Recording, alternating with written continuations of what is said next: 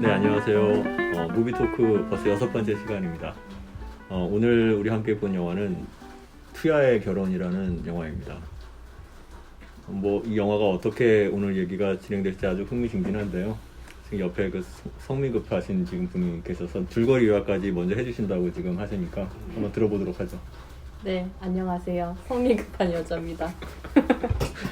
어제 봤던 영화는 투야라는 여자가 있는데 그 여자의 남편이 우물을 뚫다가 다리를 다쳐서 장애인이 돼서 이제 바깥에서 일을 할 수 없는 상황이 되었는데 그 투야는 두 아이와 남편을 돌보면서 바깥 일까지 같이 하면서 그 사회에서 좀 많은 한계와 힘듦을 느끼고 결국엔 주위 사람들의 권유도 많이 듣고 본인도 이제 한계를 느끼면서 남편과 이혼을 서류상 하게 되고 이제 새로운 남편을 찾으려고 하는데 수많은 남자들이 와서 구원을 해요.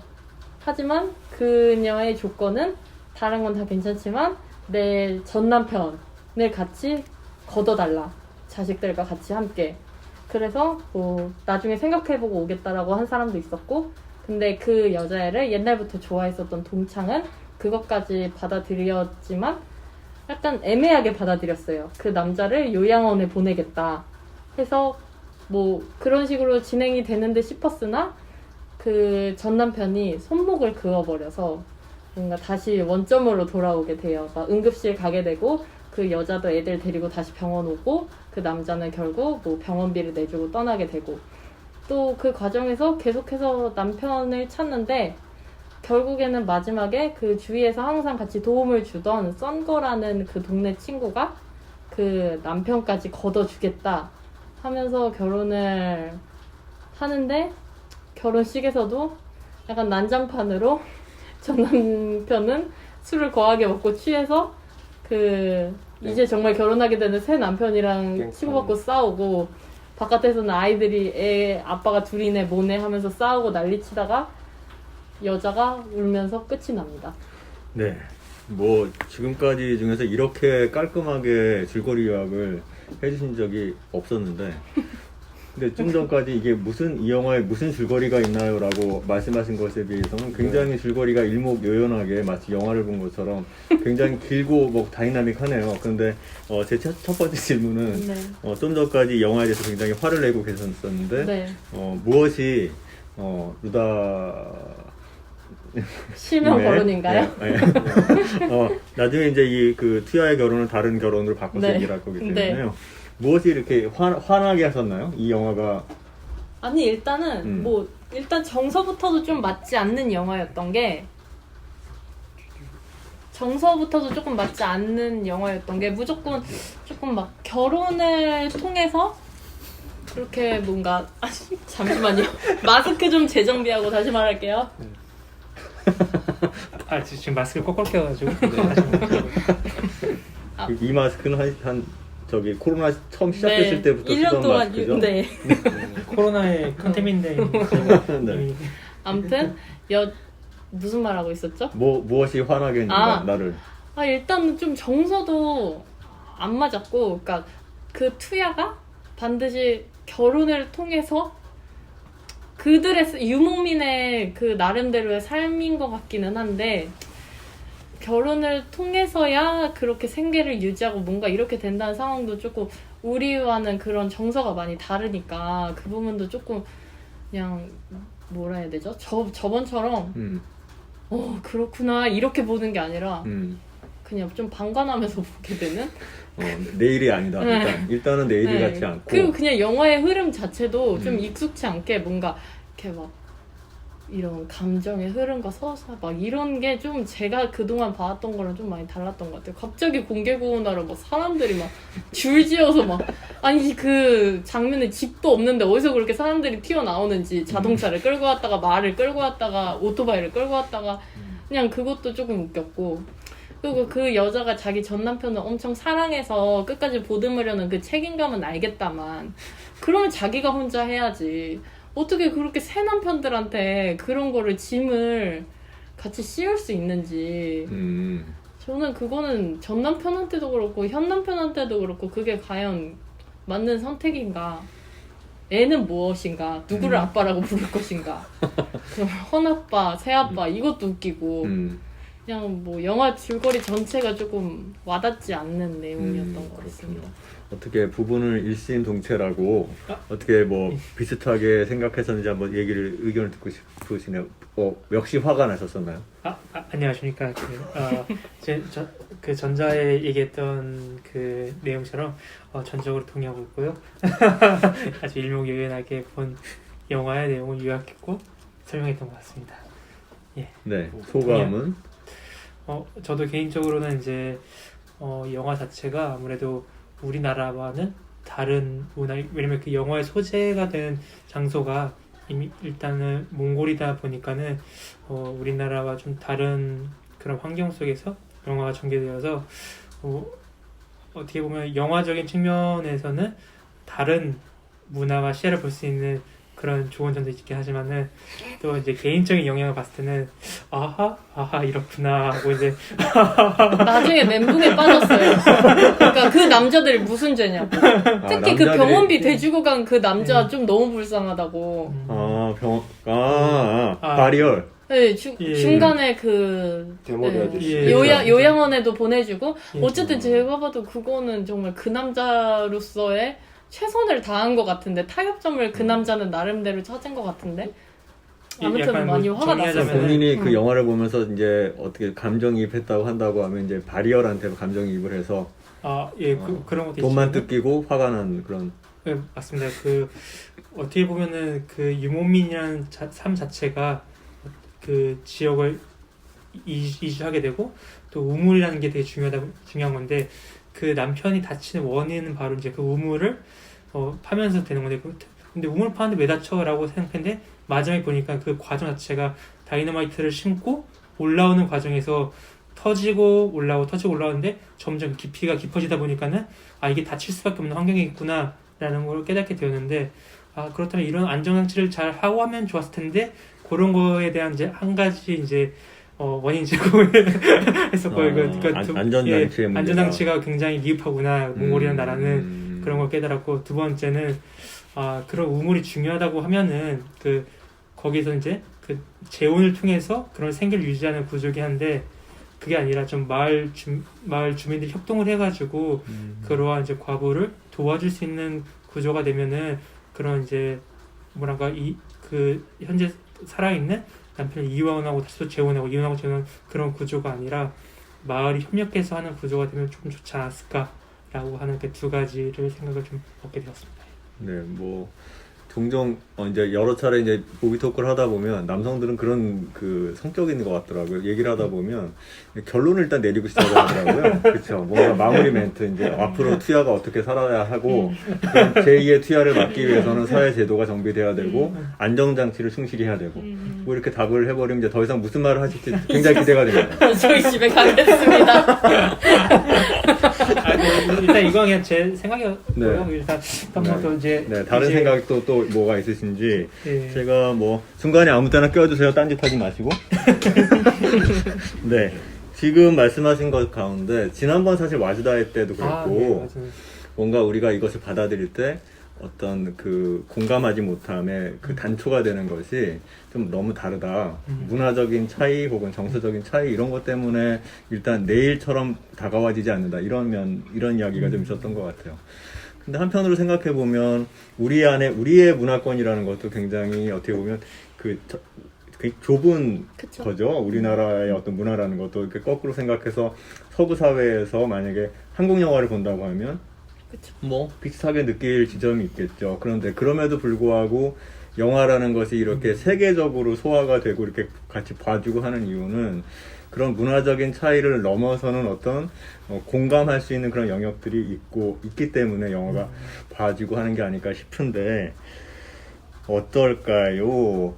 이게 얘기하실 때 뭐 아까 뭐 오늘 빨리 스피드를 내기 원하셔서 단도직입적으로 이렇게 얘기를 하자면 투야가 왜 그런 상황이었을까? 그런 상황에서 그럼 나라면 투야라면 뭐 왜 남자들을 무슨 죄냐 뭐 이런 얘기 하셨잖아요. 그러면 내가 투야의 상황이었다면 그러니까 나와 지금 이 영화적인 상황은 우리의 상황과는 다르게 보이는 것처럼 보이지만 사실 꼭 다 내용 현상이 다를 뿐이지 우리의 현실하고 좀 다르게 적용되는 지점이 분명히 있을 것 같거든요. 지금 막 생각나기는 우리나라에서도 그 소위 안전장치의 부재, 안전의식의 부재로 인해서 이천에서 터지고 뭐 용인에서 터지고 사람 죽고 하는 일이 매일매일 벌어지잖아요. 그렇게 되면 멀쩡하게 살고 있던 가족이 깨어지고 남편이 죽고 뭐 누가 죽고 그럼 그 가족은 깨지고 뭐 어떤 상황에서 우리가 예상하기로는 이제 재혼을 하거나 뭐 아이들은 누가 키워야 되고 그런 상황들이 있겠죠. 그렇죠. 그러니까 그것이 그런 면에서 보면 막연히 그냥 몽고는 좀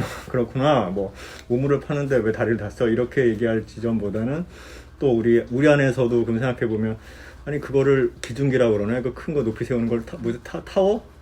아니 근데 뭐 기중기는 원래 따로 있는 건데 그거는 뭐 이름을 붙이기도 민망한 너무 그 원시적인 사실 거기서 그러거든요. 심지를 왜 이렇게 길게 쓰냐. 짧게 써야지. 그러니까 그래야 돈이 아껴지는데 왜 심지를 이렇게 길게 쓰냐. 그러니까 그 돈 아끼다 죽을 일 있냐 하면서 뭐 자기들끼리 떡하는데 상식적으로 심지는 밖에서 붙여야 되거든요. 밑에서 붙이고 얼른 올라오는 게 아니라 밑에서 불을 붙이고 얼른 올라오는 게 아니라 다이너마이트 밑에 놓고 심지를 도화선을 밖에까지 끌어서 밖에서 붙여야 정상인 건데. 근데 심지가 그러면 길어져야 되잖아요. 아니 그러니까요. 그게 정상인데 이게 길어져야 되니까 그거를 아끼기 위해서 짧게 한 거잖아요. 아니 그 안타까운 거죠. 이거는 너무 도박이거든요. 이게 죽거나 다칠 가능성이 너무나 이건 정말 좀 위험 부담이 너무 큰 도박이잖아요. 그러니까 누구라도 죽을 수 있는 이거 보시면 올라오는 것도 무슨 뭐 허리에 뭘 매거나 아니면 뭐 이렇게 안전장치를 해서 쫙 올라오는 게 아니라 그냥 중간에 막대기 하나 달아놓고 거기에 자기가 알아서 올라타고 밟고 막 이러고 올라오거든요. 그러다가 기우뚱하면 그냥 떨어지면 안에서 같이 터지는 거예요. 이거 너무 참. 그게 이제 그 영화상에서 환경이. 보면 열악하고 한편으로 우스꽝스러울 정도로 그렇게 보이는 게 사실인데 그런 우스꽝스러운지만 웃지 못할 일들이 우리 현실에서도 지금 며칠 전에도 뭐 화물트럭에서 뭐가 떨어져가고 안전장치 제대로 그거를 장치하지 않아서 멀쩡히 가도 뒤에서 따라오던 차에서 아이가 죽고 뭐 엄마가 다치고 하는 일이 있었잖아요. 그렇죠. 그런 현상들이 우리가 어떻게 보느냐에 따라서 웃기도록 어이없는 일이기도 하지만 또 다른 현실 안에서 굉장히 비극적이기도 한 거죠.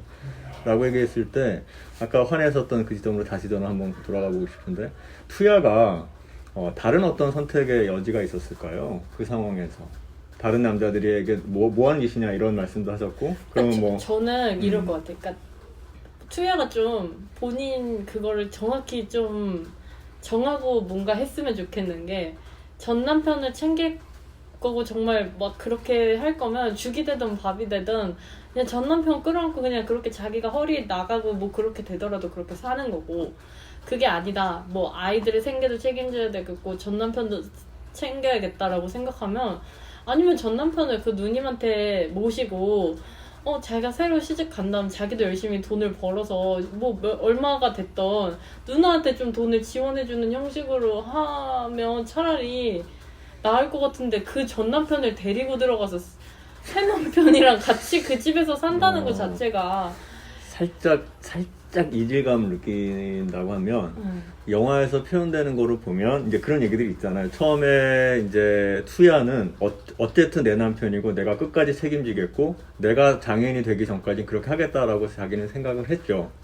그런데 거기에 대해서 말린 사람은 이제 다른 이제 주변에 바터의 남편의 누님이기도 했고 그리고 상황적으로 봤을 때는 그 영화에서 보면 이것이 지속되지 못한다. 지금 의사 말도 그렇고 이대로 더 무리한 일을 하다가는 같이 장애인이 되는 상황인 건 굳이 그 다음을 보지 않아도 그대로 만약에 있었다고 한다면 투야는 장애인이 되었겠죠.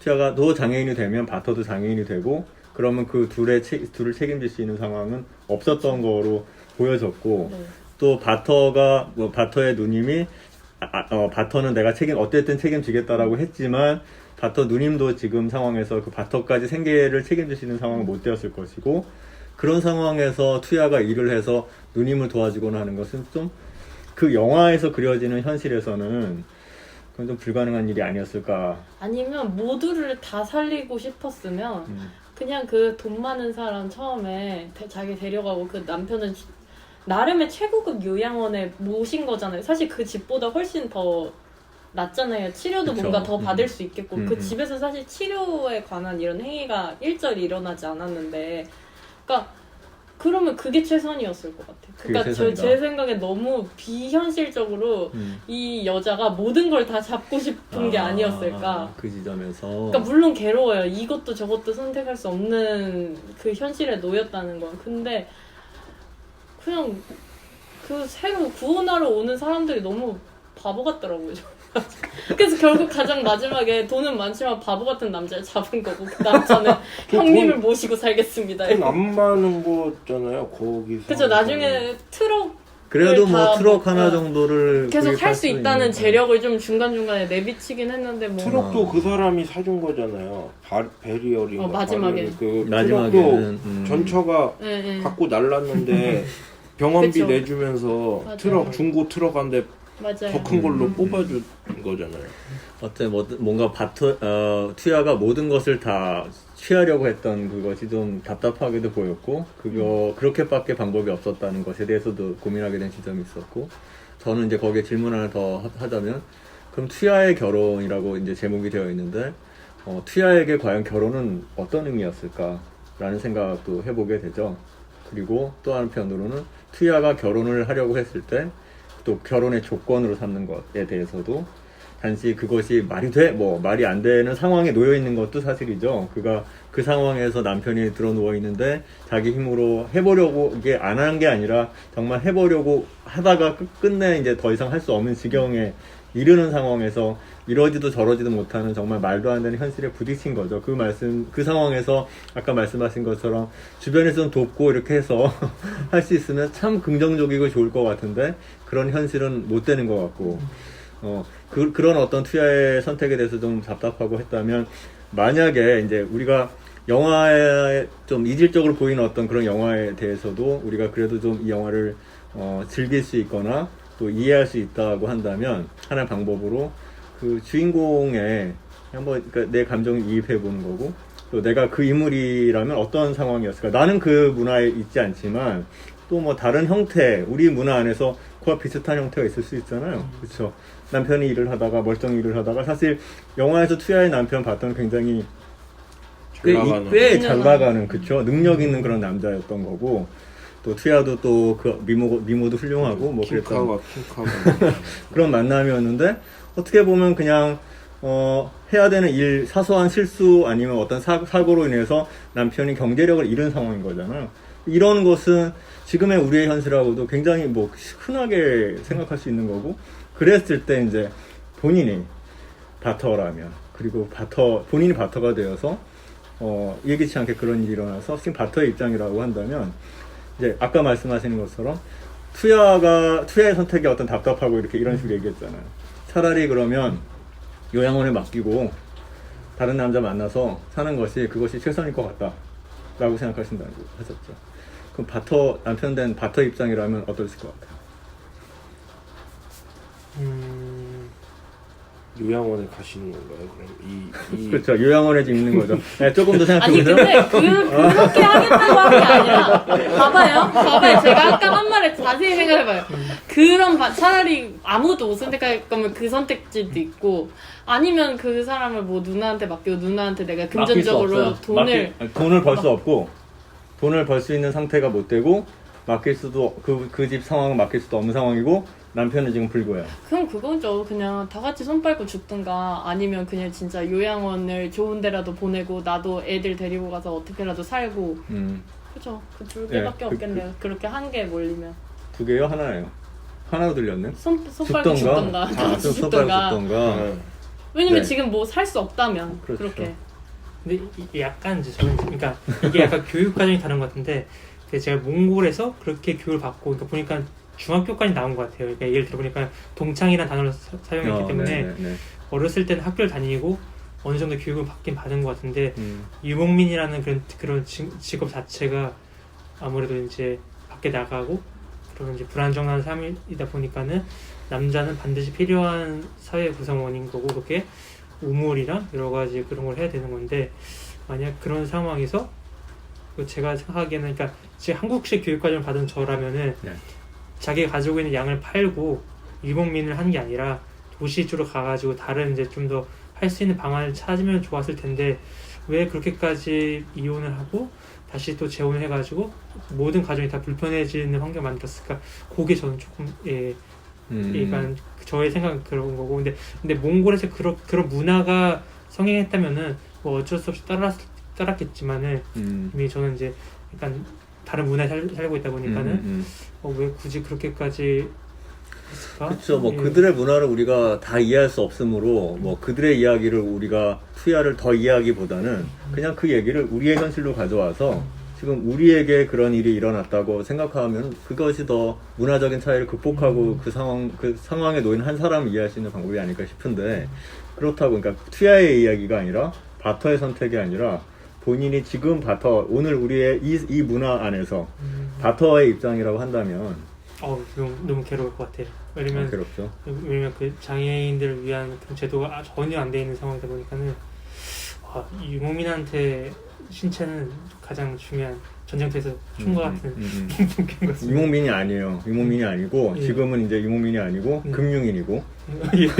그러면 네. 재택을 하면 아니 그걸 굳이 우리나라 문화로 끌고 와서 하면 네, 이건 고민도 안 되는 게요. 그냥 그래요? 다리를 다친 거잖아요. 네. 물론 아니 다리가 안 다치고 그러니까 자기가 하는 일을 더 이상 할 수 예, 없게 된 거죠. 중요한 건 손가락을 생계 방식이 아. 막힌 거죠. 그러면 여자가 더 저는 열심히 돈을 진짜 잘 벌어서 간병인도 두고 제가 이렇게 얘기하면 혹시 더 빨리 이해할 수 있을지 모르겠는데 저도 이제 어른들한테 들은 얘기인데 예전에 이제 굉장히 우리나라가 찢어지게 가난해서 저희 아버지만 해도 너무 배가 고파서 나무 껍질을 드시고 흙을 드셨대요. 진흙은 먹을 수 있다고. 진흙을 먹으면 배고프면 갔을 수 있어서 그런 얘기를 저도 들었는데 그러면 이제 사람들이 얘기한대요. 아니 왜 밥이 없는데 진흙을 먹냐고 라면을 먹지. 약간 그런 위기감을 좀 느끼거든요. 그러니까 그 현실이라는 거죠. 그러니까 지금 우리의 놓여 있는 현실 안에서도 우리가 지금 당장 그런 걱정 같은 거 해본 적도 없고 나는 당연히 일을 할 수 있고 남편이 혹시 뭐 몸이 좀 불편하더라도 얼마든지 다른 일을 또 할 수 있고 이렇게 생각한다고 하면 그렇지만 우리 지금 이 현재 상황에서도 그렇지 못한 상황에 놓여 있는 사람들이 많이 있고 그로 인해서 결혼의 위기가 놓여 있는 사람들이 있을 수 있잖아요. 저는 이제 그렇죠. 그렇지 않나요? 제가 약간 바터 같은 지금 경우 아닙니까? 제가 회사를 다니다가 슬퍼. 회사를 다니다 바터는 불의의 사고였는데 저는 뭐 다른 이유로 갑자기 이제 수입이 경제력을 상실한 경제력을 상실했죠. 애만 둘이고 경제력을 상실했는데 아내는 나 가까이 유란의 결혼. 멀리 있지 않았나요? 유란의 결혼이었어. 아내는 출산과 육아로 이제 일을 할 수 없는. 자야와 그러니까 저는 되게 남일 같지 않았거든요. 나는 버림받지 않아서 다행이구나. 또 모르죠 앞으로. 네. 네? 영화적인 상상력은 얼마든지. 다행인 것은 이제 바터는 다시 일어날 수 없지만 저는 정말 그런 극한의 위기에 몰리면 다시 취업 전선으로 갈 수 있다는 차이가 있는 거죠. 바터는 다시 일어날 수 없잖아요. 일어나고 싶어도. 근데 누구나 그렇게 운이 좋은 건 아니죠. 그러니까 그나마 제가 바터보다 나은 것은 저는 다시 뭐 제 선택에 따라 다시 돌아갈 수도 있다는 건데 그래서 약간 남일 같지 않더라고요.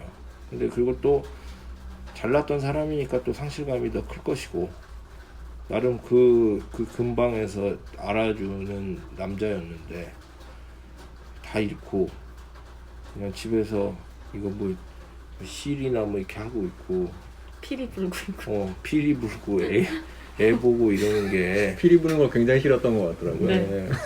남자들 올 때마다 자꾸 피리 불어. 마음을 표현하는 거죠 그게. 피리도 못 불던데. 네. 뭐 감독의 의도겠죠. 어쩔 수 없는 극한의 상황으로 이렇게 주인공을 내몰아서 거기서 갈등하고 선택하고 이런 거를 보여주려고 한 것 같은데, 일단 근데 저는 오히려 와즈다보다는 훨씬 그냥 좀 멀게 안 느껴졌어요. 바터하고 이제 감정이입이 돼서. 네. 와즈다는 솔직히 좀 멀게 느껴졌는데, 그러니까 뭐 걔를 이해 못하는 게 아니라 그냥 우리나라랑 되게 먼 이야기처럼 느껴졌는데, 이거는 뭐 적용하기에 따라서 아까 뭐 말씀하신 경우도 있고, 그리고 뭐 실제로 또 그 있잖아요. 그 잘 다니던 회사 때려치고 신학한다고 했다가 막 뭐 부인이 이혼. 그렇죠. 네. 그런 경우도 그럴 있죠. 거면, 그러니까 부인은 아무 그것도 없었는데 남자 혼자 뭔가를 경험을 하고 나는 쥐의 길을 가야겠다 하고서 퇴사하니까 무슨 짓이냐, 너 이혼하자. 왜 이러면 이혼할 거다 해서 실제로 막 이혼하고 그러거든요. 예, 그런 걸 보면 뭐 솔직히 이게 그거거든요. 결국은 비슷한 케이스인 거죠. 그냥 그 나라의 상황에 맞게 이게 좀 약간 그렇죠. 디테일이 다를 뿐이지, 이런 거 보면 오히려 그래서 저는 되게 가까운 내 주변에서 혹은 나에게서 일어날 수 있는 그런 일 같아가지고 네. 씁쓸하더라고요. 그 씁쓸함을 우리 어떻게 현실 안으로 한번 조금 더 가져와 봅시다. 자, 투야에게 결혼이란 이 질문 아까 했는데 이름을 이미 한번 얘기했으니까 상관없죠. 루다에게 결혼이란 왜 결혼하신 거예요? 저요? 뭐, 이제부터 시작이죠, 뭐. 뭐 결혼을 하려는 이유는 뭐 여러 가지가 있었겠죠. 근데 이제 저는 그러니까 뭐 혼자서도 나는 혼자서 재미를 잘 느끼고 혼자서 쭉 인생을 살아가고 싶어 뭐 이런 사람도 있지만, 저는 성향이 누군가랑 함께 하는 걸 늘 즐거워하는 사람이고 같이 있음에 거기서 행복을 느끼고 에너지를 받는 사람이어서 그냥 예전부터 계속 내 인생에서 나는 결혼은 해야겠다라는 생각을 계속 하고 야, 있었어요. 뭐 동생이나 엄마 아빠랑은 즐겁지 않았나요? 즐겁지만 뭐 엄마도 엄마 나름의 인생이 있고 동생도 동생 나름의 인생이 있기 때문에 네. 뭐 결국에는 뭐 내가 결혼을 안 하면 혼자 이제 나의 생계는 내가 꾸려가면서 가는 거잖아요. 그런데 저는 네, 뭐 성향도 그랬고 그랬기 때문에 옛날부터 당연하게 생각해 왔던 것 같아요. 결혼을 해야지. 그러면 뭉쳐서 하나만 더 같이 연결해서 같이 얘기하면 좋을 것 같아요. 그 결혼이라는 것을 하기로 생각을 했고 그 결혼에 하기를 결정하기까지 결혼의 조건, 투야에게도 이제 결혼의 조건이 있었는데 좀 특이한 결혼의 조건이긴 했지만 본인에게 결혼의 조건이 있었다고 한다면 굳이 이제 뭐 막 사람들이 소개팅 받고 했었을 때 가장 이제 결혼 정년기가 점점 되어가면서 늘 조건은 붙였었던 게 이제 교회 다니는 본인 믿음이 있는 사람, 자기 믿음이 있는 사람이 일단은 1번이었고 그리고 굳이 왜 뭐 따지고 들어가자면 뭐 조금 성격도 좀 온화하고 좀 따뜻한 사람이었으면 좋겠다고 생각을 했고 그 또 계속 더 부수적으로 들어가면 그래서 어느 억지로 정도 만드는 느낌이네요, 뭔가. 아니에요. 뭐 사람들이 이제 뭐 어떤 사람 소개받고 싶어 했을 때 대화하다 보면 늘 나왔던 이야기인 것 같아요. 어느 정도 그래도 이렇게 열심히 자기 분야에 있어서 밥벌이 열심히 하는 분이었으면 좋겠고 뭐 네, 끝이에요? 뭐 그리고 키도 컸으면 좋겠다고 생각을 했고 리스트가 점점 뭐, 늘어나네요. 네. 네. 뭐 그 정도였던 것 같습니다. 그리고 내가 봤을 때 같이 다녔을 때 부끄럽지 않은 사람이었으면 그게 어떤 좋겠다. 의미예요? 그건 얼굴이요? 네. 그러니까 이건 굉장히 주관적인 기준인 거죠. 그냥 내가 같이 네. 다녔을 때 내가 사랑할 수 있는 사람이었으면 좋겠다. 뭐 비슷하신가요? 예. 동의합니다. 일단 저는 뭐 그 수요 그 기도에서 이제 얘기했던 것처럼 초대석에서 얘기했던 것처럼 5가지였는데 첫 번째가 믿음이고 일단은 저는 이제 신앙적으로 되게 중요해서 믿음이고 두 번째가 건강한 아내. 왜냐면 같이 건강하게 건강하신가요? 근데 연애할 때는 굉장히 건강했어가지고. 우리가 짧게 연애해서 아프다고 할 시간이 없었어요. 아 그럼 속으신 거네요? 약간 결혼하고 나서 알게 된 부분이 많죠. 생각보다 많이 아프네. 그게 실망하셨나요? 그래서 그냥 같이 더 운동을 해야겠구나. 근데 저도 살이 많이 찌기 때문에 저도 진짜 뺄 겸 같이 운동해야겠구나가 이게 두 번째였고, 세 번째가 이제 좀 이렇게 그래도 현명한 아내.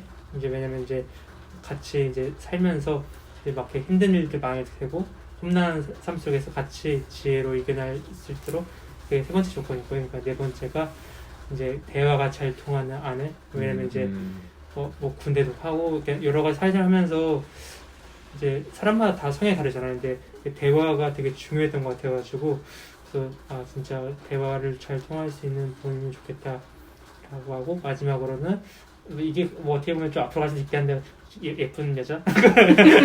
죄송합니다. 이거 그걸 다 둘 다 맨 마지막 얘기하시네요. 실제로는 지금 앞에 있었는지 노골적으로 모르겠지만. 말하면 좀 그래 보이잖아요. 여기 교회니까 저희 믿음을 가장 많이 받습니다. 그런 어떻게 보면 굉장히 구체적으로 이렇게 본인이 원하는 것들이 다 네, 있으셨던 저는 거네요. 결혼을 그랬어요. 생각했을 때. 예.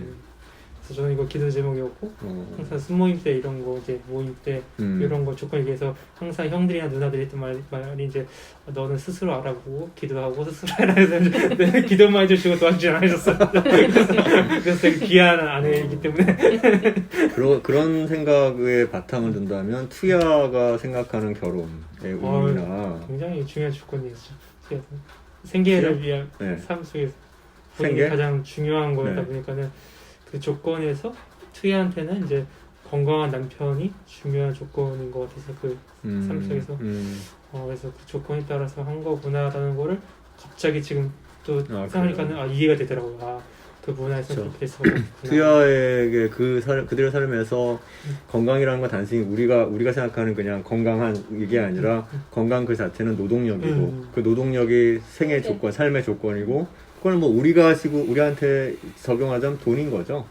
네, 경제적인 능력을 갖고 생활을 영위해 나갈 수 있느냐가 첫 번째 조건이었던 거죠. 투야 얘기하기 시작했어. 건강하기 시작했어요. 공감하기 시작했나요? 어제 사실 잠깐 얘기 나눴을 때 얘기했던 것 중에 저한테 지금 좀 인상 깊었던 얘기가 뭐냐면 이분이 요새 누가 결혼을 하는데 사랑 때문에 결혼하나요? 이런 얘기를 하더라고요. 요새가 아니라 네. 옛날부터 그랬잖아요. 아까 그래요? 얘기했잖아요. 성경에도 사실 사랑으로 시작하는 다윗하고 바세바나 맞네. 이런 게 주체할 수 없는 감정의 소용돌이를 시작하면 그게 그 바세바 이 정도 그게 사랑인 건 거죠? 아니 뭐 굳이 그러니까 뭐 조건 이런 거 없이 현실의 모든 벽을 허물면서까지 뭔가를 이루려고 한 사이들은 그런 관계예요. 나머지는 다 뭐 성격을 초월하는 사람. 우리 뭐 아브라함 자녀분하고 아들한테 시집 오려면 보지도 않고 부모가 가라 그러면 그냥 하고 이런 식이었지. 사실 그게 무슨 사랑입니까? 얼굴도 못 봤는데. 그렇죠. 조선시대 때만 해도. 그죠? 그러니까 그렇게 생각하면 제가 좀 뭔가 그 10년 혹은 20년까지는 지금 계산을 안 하고 싶은데 좀 뭔가 속은 느낌이 드는 게 저는 제 20대, 30대 이제 결혼할 때 그 당시에 제 생각은 결혼의 조건은 당연히 사랑이다. 저만 그렇게 생각한 게 아니고 당연히 결혼해서 사랑하는 거고 이것을 또 지금은 굉장히 뭐 이렇게 여러 가지로 뭐 성격과 교회와 일과 이런 식으로 얘기하셨지만 그냥 그거 굉장히 단순하게 얘기해서 돈이냐 사랑이냐 뭐 이렇게 조건이냐 사랑이냐 이런 식으로 이야기를 끌고 갔고 근데 보통 그 당시에 보는 영화들 보면 다 그랬고 드라마 봐도 다 그랬어요. 사랑과 뭐 일, 뭐 이런 식의 드라마가 아마 있었을 것 같고 그래서 사랑을 해서 뭔가 모든 조건이 악조건에도 불구하고 결국은 그 사랑으로 결혼을 하면 그것이 해피엔드가 되고 뭔가 이상화된 어떤 결혼의 성공의 방식이고 그러면 악역이나 이제 주변 사람은 이제 돈을 보고 결혼을 해요. 사랑하는 마음은 없고 어떤 이러이러 조건 갖고 결혼하고 되게 흔했던 80년대, 70년대 영화들 가운데 상투적인 우리나라 영화 가운데 어떤 게 있었냐면 그게 무슨 판타지인지 뭔지 모르겠지만 사법고시를 준비하는 남자가 있고 그리고 호스티스로 일하는 여자가 있어요. 그럼 둘이 사랑해요. 둘이 사랑하다가 나중에 이 남자가 사법고시에 패스를 해요. 그러면 이 남자는 그 사랑하는 여자를 버리고 예, 돈이 많은 조건이 좋은 여자를 선택해서 결혼하죠. 뭐 이런 식의 영화들이 굉장히 흔하게 있었거든요. 그러니까 저만 해도 제가 저 스스로의 경험을 생각해봐도 제 아내와 저의 결혼 생각하면 저는 제가 결혼을 결심할 때 아내의 집안이나 뭐 어떤 아무것도 아는 것이 없는 상태로 그냥 만나서 연애하고 결혼하자 해서 결혼한 케이스거든요. 네. 그런데 그런 생각을 하고 있었는데 요새는 아니라고 했나요? 사랑해서 결혼하는 사람이 누가 있냐 이런 질문을 저한테 하더라고요. 전혀 없는 건 아닌데 확률적으로 생각보다 흔치 않다 이거죠. 그래요? 그렇게 생각하세요? 근데 또 지금 또 대화를 하면서 조선시대를 비교해 보니까 그때 조선까지 갔나요? 예, 조선시대 비교했을 때는 또 지금이 또 사랑을 또 더 많이 하는 것 같긴 해요. 왜냐면 그때는 이제 얼굴도 못 보고 결혼했는데 이제 얼굴은 보고 결혼하니까. 지금은 그냥 결혼해서 사랑한 거겠죠? 예, 그래서 이렇게 갑자기 또 문득해 들어가가지고 근데 뭐 그런 것 같습니다. 흔치 않습니다. 근데 진짜 아무것도 안 보고 정말 사랑으로만 돌진하는 사람들도 있겠지만 굉장히 소수인 건가겠죠? 지금은 저도 그렇게 그렇게 생각을 해요. 왜냐면 결혼이 그냥 사랑의 저는 마지막 정말 제일 사랑해서 막 이게 아니라 이게 단순히 두 사람의 사랑으로 끝낼 거면 당연히 그렇게 하면 되죠. 근데 정말 앞으로 두 사람이 계속 살아야 하고 두 가족이 결합을 하는 거고 이게 뭐 단순히 그냥 둘만 살아서 될 게 아닌 그리고 앞으로 2세도 생각을 해야 될 거고 2세를 낳을 계획이 있다면 그러니까 뭐 막 조건만 보고 난 쟤 진짜 싫은데 그냥 조건만 보고 결혼할 거 이건 당연히 이런 경우도 많이 없죠. 이런 경우도 극단적인. 이런 얘기는 하더라고요. 그러니까 왜 그냥 그럼 난 돈 있는 사람을 사랑하면 안 되냐고. 그러니까 그런 애들도 있기는 하지만 뭐 이게 사람의 선택이겠죠. 막 정말 그것만 보고 선택을 할 것인지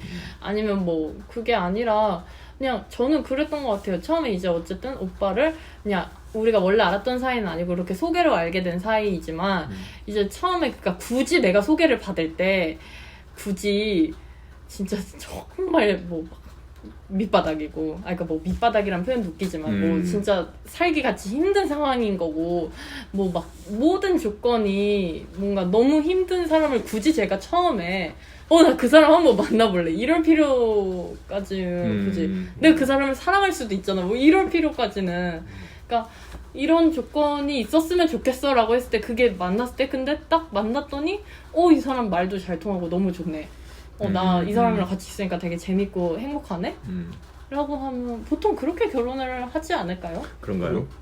그냥 마침 연봉도 괜찮고 마침 키도 적당히 크고 마침 그러니까 뭐 이게 이래서 만약에 건 아니지만 굳이 분리를 할 필요가 좀 있을까 싶은 짓궂은 거죠. 질문인데 마침 그 왜 자꾸 그렇게 원하는 사람을 리스트들 가운데 뭐라 너? 리스트들 가운데 네.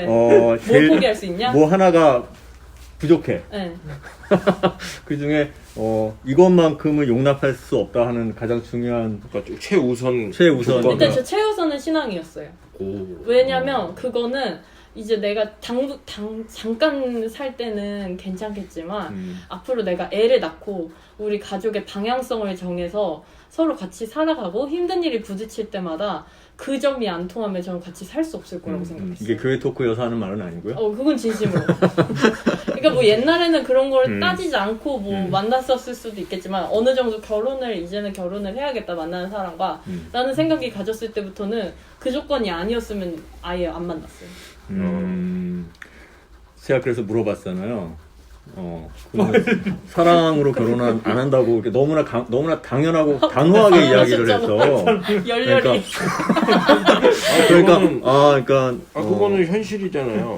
다 인정할 수밖에 없지 않나요? 네, 그러면 그 전에 그 다른 사람도 들어서 이해할 수 있을 정도로 간략한 이야기로 그러면 결혼한 이유 사랑해서 결혼한 거다 아니다. 사랑해서? 이게 약간 이상한 프로그램인가? 왜 그래요? 아니 투야처럼 여러 번 본인이 이혼시키고 그랬다니까, 재혼시키고 저는 사랑해서 결혼하는 건 어젯밤에도 아니다. 아내랑- 제가 뭔가 속은 느낌이 나서 그런 것 같아요. 아니 아내랑 얘기했어요 어젯밤에도. 근데 그냥 어떻게 보면 도박이었던 거죠. 나는 아내가 어떤 사람인지도 모르고. 성격이 어떤지도 모르고 그냥 반해서.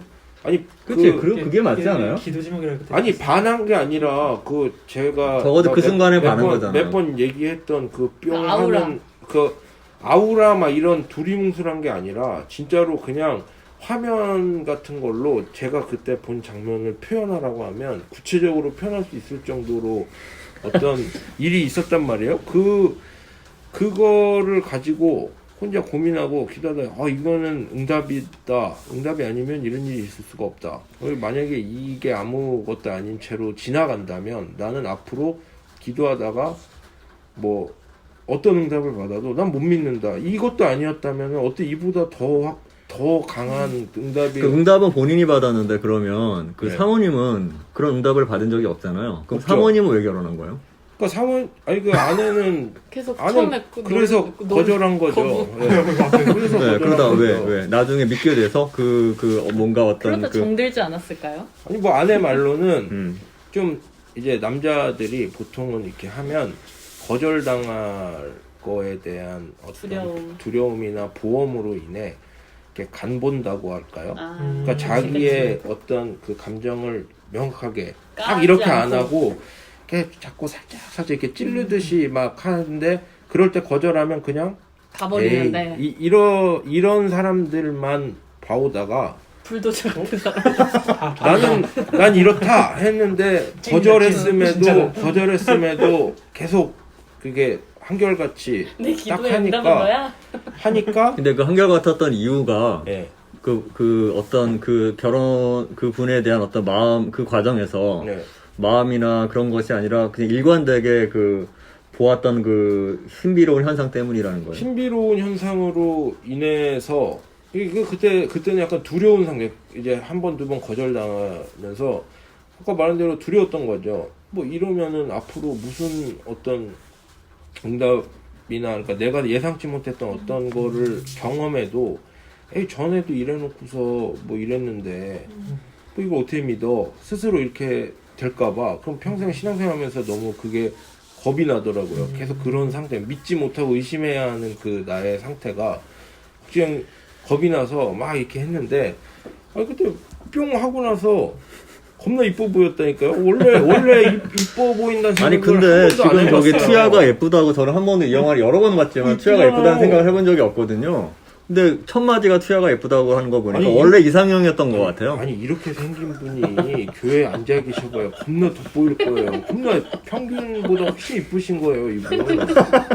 특히 그 몽골 분들 사이에 막 다 얼굴 아니 타고 그죠. 거기는 다 아줌마들 몽골 나오고. 병원에 있는 네. 거기 있는 또 이제 보니까 배역들 보니까는 압도적이에요.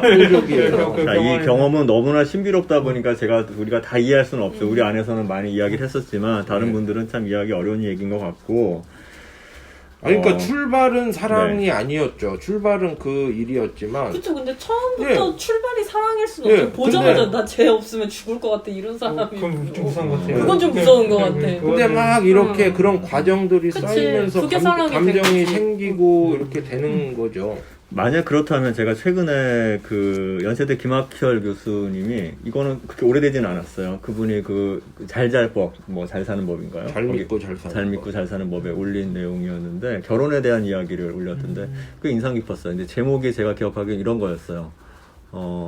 사랑이 식으면 결혼은 어떡하나요? 뭐 이런 내용이었거든요. 그러니까 그 내용은 거죠. 사랑한다고 생각해서 사랑해서 결혼했는데 그 사랑이 식으면 그러면 이 결혼은 어떻게 하나요? 이 질문에 대한 답을 이렇게 하더라고요. 그러니까 저는 그래서 여전히 이제 저한테는 이게 상식이었던 사랑해서 결혼하는 것이고 그리고 또 그 사랑이 또 이런 얘기도 많았어요. 사랑한 것이 사랑이 결혼의 조건이기 때문에 그럼 또 그 사랑은 얼마나 지속 가능한가? 그리고 그 사랑이 없어지면 어느 순간 사라지면 그러면 그 결혼을 어떻게 지속할 수 있는가? 이런 질문은 저한테 굉장히 익숙한 질문들이거든요. 그래서 뭐 이런 얘기도 있죠. 사랑의 유효기간은 뭐 3년이다. 미국 커넬대에서 이런 연구를 실제로 해서 뭐 이게 뭐 어떤 남녀 간의 어떤 사랑이라고 느끼는 어떤 심리적인 화학적인 그런 변화들이 보통 이제 만나서 3년 정도가 지나면 그것이 사라진다 뭐 이렇게 이야기하는 거. 그 이제 사랑이 무엇이냐라고 이렇게 정의하는 건 또 다른 문제이겠지만 이런 식으로 결혼을 둘러쌌을 때 사랑이 조건이 되는데 그럼 그 사랑이 이유가 되고 또 미국 영화 보면 지금은 좀 다른가요? 보통 영화들 봐도 그 드라마도 봐도 그렇고 너 나 사랑하냐? 그러면 난 이제 널 더 이상 사랑하지 않아. 그럼 쿨하게 헤어져요. 그렇더라고요. 그러니까 결혼하면 결국은 사랑이 결혼을 유지시키는 것이고 사랑이 결혼의 조건이고 그러니까 사랑이 사라지면 그럼 어떻게 할 것인가에 대한 두려움 같은 것들이 사실 있었던 것 같긴 하거든요. 근데 그것이 꽤 과거의 이야기인가? 라고 질문을 생각했는데 최근에 올라온 그 얘기를 보면 사랑해서 결혼하는 것에 대해서 그것이 유일한 조건이 아닐 수 있다 뭐 이런 이야기를 하고 사랑해서 결혼하는 것은 결혼의 여러 가지 조건 결혼의 여러 가지 형태 가운데서 굉장히 낭만주의적인 어떤 굉장히 일시적인 유행이라고 볼 수 있는 것이다 뭐 이런 얘기를 하기도 하더라고요. 사랑하십니까? 사랑하죠. 없으면 못 삽니다. 저도 현재 아내를 사랑하고 있습니다.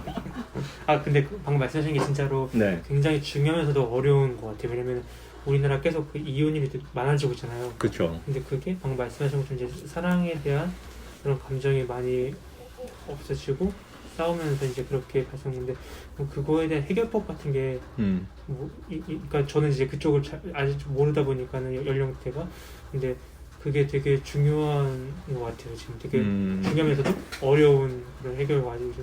그렇죠. 평소에 어떻게 생각하세요? 저는 좀 만약에 지금은 이제 신혼이니까 뭐 전혀 그런 거는 좀 일단 기본적으로 신혼 부부한테 이런 질문 하는 것조차도 어떤 의미에서는 실례일 수도 있겠고. 실례입니다. 재혼하는 영화를 보여주고 전 남편 데리고 가서 뭐 왜 이렇게 우리를 시험에 들게 하려고 지금. 사실 저도 영화 보면서 이거를 추천하신 목적과 이유가 되게 예의 바르게 어제 저한테 물었어요. 혹시 전도사님이 우리한테 이 영화를 보게 하신 이유가 무엇일까? 라고 해서 대답을 할 수가 없었어. 실례하겠습니다. 실례하겠습니다. 결혼 원래 제가 처음에 떠올렸던 영화는 결혼 이야기라는 영화 최근에 영화가 나왔어요. 근데 그 얘기가 전에 한 번 얘기한 적인데 그게 이혼의 과정에 이르는 그런 이야기인데 차마 그것을 정하지 못했고 결혼의 이야기를 다루었죠. 그리고 사실 저는 이제 요즘에 그런 생각을 하는데 사랑이 정말 결혼의 조건이라는 것이 정말 서구 사회에서 낭만주의의 하나의 현상이었다면 그 결혼 일부일처제도 사실 어떻게 보면 역사 안에서는 굉장히 일시적인 거죠. 그렇죠. 뭐 성경에서 보여지는 다양한 결혼 제도도 일부일처제이지 않죠. 뭐 누구는 뭐 아담과 이브니까 처음에 하나님의 뜻은 아담과 이브 일부일처제인데 그 이후에 죄 가운 죄가 빠져서 뭐 이렇게 됐다라고 얘기하는데 그거는 받아들인 입장에서 다르겠지만 어떤 그렇다고 했을 때 지금의 현상은 서구 사회에서는 사실 결혼은 이미 사라졌다. 결혼 제도는 이미 그냥 존재하지 않을 지경에 이르렀다라고 하고 그에 비해서 우리는 그것을 또 빠른 속도로 따라가는 것이 우리의 현실이기도 하죠. 사랑이 결혼의 전제 조건이 것이 하나의 유행이라면 인류 역사 안에서 크게 그렇게 오래되지 않은 유행이죠. 우리 조부모 저의 아버지의 아버지 세대만 해도 그분들이 사랑해서 결혼하신 거 아니니까요. 근데 저는 사실 그렇게 생각하고 했다는 거죠. 그렇다고 한다면 그러면 지금의 어떤 결혼 문화가 그렇다고 했을 때 실제로 지금 영국만 해도 보면 결혼율이 전체 40%가 안 되죠. 결혼 정년기 남녀 네, 결혼하지 않아요. 그 결혼 제도 자체를 의미 없이 생각하고 그냥 피스 오브 페이퍼라고 생각하고요. 그리고 엄연한 의미에서는 이렇게 얘기해요. 일부 일처제는 아직까지 유효한데 그게 정말 태어나서 평생 한 여자와 한 아내와 같이 결혼하는 것이 아니라 결혼하고 이혼하고 결혼하고 이혼하고 동시에 둘은 아니다. 그래서 그걸 시리얼 모노감이라고 얘기하는데 연속적 일부 일처제죠. 근데 그게 결혼하고 이혼하고 해서 연속적 일부 일처제인 것 같지만 결국은 이것이 지나거나 생각해보면 그러니까 서구 사회에서는 이런 문화 있는 거 아시나요? 그 크리스마스를 굉장히 중요하게 생각하고 가족들이 다 모이잖아요. 그럼 결혼하고 이혼했어요. 다른 사람 결혼하고 이혼하고 다시 재혼했어요. 결혼하고 이혼하고 다시 재혼했어요. 그럼 나중에 크리스마스가 되고 자녀들이 있으면 다 같이 만나거든요. 그럼 이 형태는 이미 일부 일처제 형태가 아닌 거죠. 뭐 일부 다처, 일처 다부의 형태일 수 있는 거죠.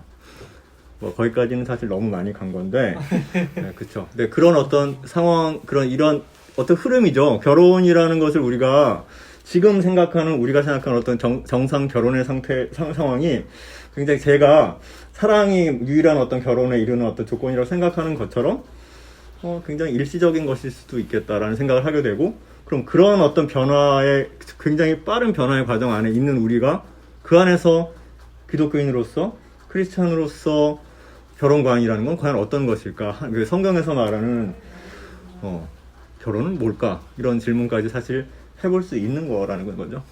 그래서 제가 그냥 말을 꺼낸 김에 제가 인상 깊었던 거 하나만 전하자면, 김학세 교수님이 그러더라고요.